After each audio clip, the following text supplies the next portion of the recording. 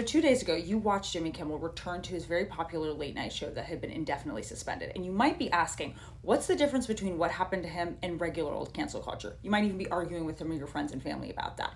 Part of that answer is wrapped up in how late night shows as a format and a form of media are American speech. Because there is a distinction to be made when we talk about cancel culture when it comes to who is interfering with your speech. In case you somehow missed this, Jimmy Kimmel was pulled off of air for commenting in one of his opening monologues about the assassination of Charlie Kirk. His condolences had already been given, and he took the time to make a pointed comment about the fear-mongering, finger-pointing, and hate that was being whipped up around this tragic death. This blew up.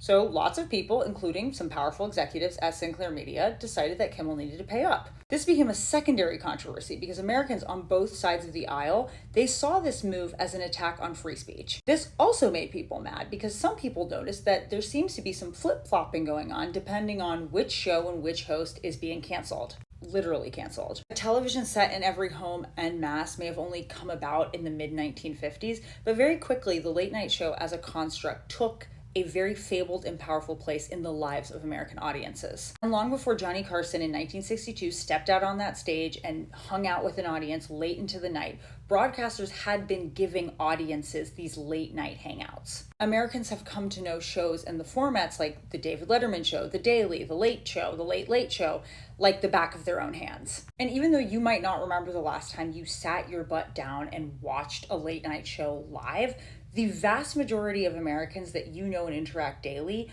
researcher Yoonji Kim found out that is exactly where they get the majority of their news. These shows provide a talking head that emotionally guides and balances the audience through all the events of the day and the year through humor and levity. Late night shows, while they might have a live announcer, a whole band in the back, these really elaborate sets, these super fun games that you would never be able to construct in your own home, there's an intimacy to them. We come to know, love, or hate the guy who's at the center of it all. We laugh and we cry with him. Now, prior to 2014, when James Corden from across the pond was being cast and considered for Craig Ferguson's old role in the Late Late Show, we had executives who did not want to at all mess with the formula of the late night show. Late night shows have evolved in some ways over the years, but there's a reason that predictability is profitable. James Corden did manage to shake up and create profit with some of his new elements in the show, but executives have pretty much stuck to the formula. Americans come to count on their particular host to hit certain beats and address the hot topics, whether that be pop culture or policy. Being able to wink at the audience, crack jokes about powerful institutions or people at their expense, have a laugh with some famous people about how they're normal like the rest of us, that is something that's an exercise in freedom. Comedian and former host of the Patriot Act, Hassan Minhaj, has said in several of his stand-up pieces, and including his own old show, that a court needs a jester. And sociologically, part of why late night has worked across the history is that punchlines bring us together. Whether you're sitting in a crowd of strangers in the room during the taping or you're watching from at home, you don't know these people, but you feel like you do when you're all laughing at the same thing. When you can share disgust, pain, hurt, glee, or joy with these people, you feel unified. Now, regardless of who is in leadership, either at these big media companies or in an administration that's governing a country, there is an ongoing controversy about what counts as free speech and what should be protected and what shouldn't be protected. A great point has been making that just because speech is free doesn't mean it's free of consequences. Saying ugly or hurtful things can damage a business, and a business can freely decide that they don't want to employ you anymore because you're hurting their profit. And people have and will continue to debate publicly and on social media about what beliefs make someone fit for what kind of work. But there's a difference between your government threatening you or your livelihood because they don't agree or like what you say versus you getting blowback from a community of your peers who decide to hold you accountable. Now that sounds like the same thing. Stay with me. In context, Sinclair Media, the broadcasting giant behind all of this, has been preparing and hoping that they will get this deal that is typically illegal to go through with a merger of theirs. They need this to be approved by governing officials. When they find out that governing officials don't like what's being said on their network, and they hear that there's a threat saying that depending on how they deal with it, we'll see how business goes in the future, that's not good. They are being told that if you want a deal, you need to play dead. And they decided to play dead with a very popular late night show that's a staple in American media history. And the people said no. You could say that's business, and you would be right. But is that the art world you want to live in? In the Hollywood history of the world that even created the late night shows in the first place, you had highly powerful people influencing the internal codes that Hollywood would decide to hold themselves to, even though the government didn't. And they did this because they were scared. So we're not going to go back and find federal laws where it says Japanese and Chinese men can't be love interests, or black men should not be depicted as married with the white picket fence and maybe a white wife or a Hispanic wife. You're not going to find that. But what you will find is a Hollywood that held itself to very racist metrics because they didn't want to upset their broadcasters. But on the bright side, American media on the net has mostly been protected by First Amendment rights. People have been able to fight to get their artistic vision and their speech protected. We've been able to have a thriving creative industry that is not necessarily state-run media. We need antitrust law, but that's a whole nother video. Now, I'm harping on this all to remind you,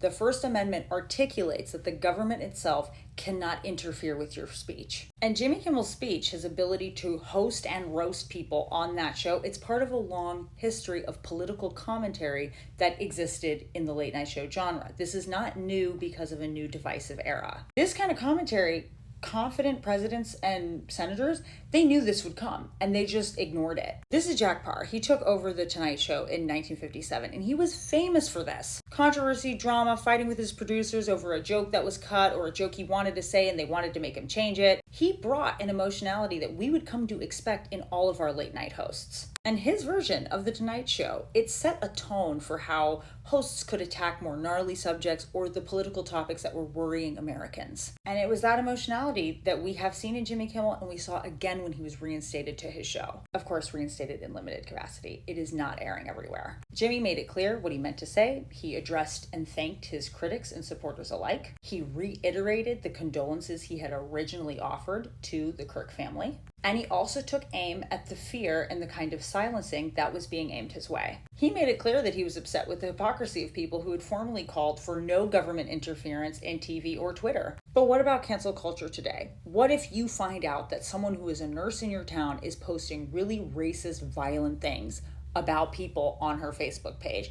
Don't you have a right to rally together and call her employer and ask if that's the kind of person who should be employed there? Yes, you do. A community of private citizens can decide how much risk they want to expose themselves to, and they can ask another private citizen to think about the impact of their words. But you have to be careful about trying to weaponize the government to punish people for what they say or think, especially if someone hasn't broken a law when they're just speaking. Government officials cannot be asking Hollywood institutions or individual citizens to turn each other in. You can't use public official power that the people gave you to try to enforce a certain kind of speech. And you can't use the authority that the people granted to you as a threat of economic or social force. This has a media chilling effect, where in order to avoid lawsuits or controversies, people start to police and silence and censor their own selves. And don't get me wrong, Hollywood executives and government officials, they still have a right to comment on what they think about someone else's speech. But you can't use fear to get people to stop expressing that speech. That's why Jimmy Kimmel's suspension was critiqued by even people who he has attacked on the show.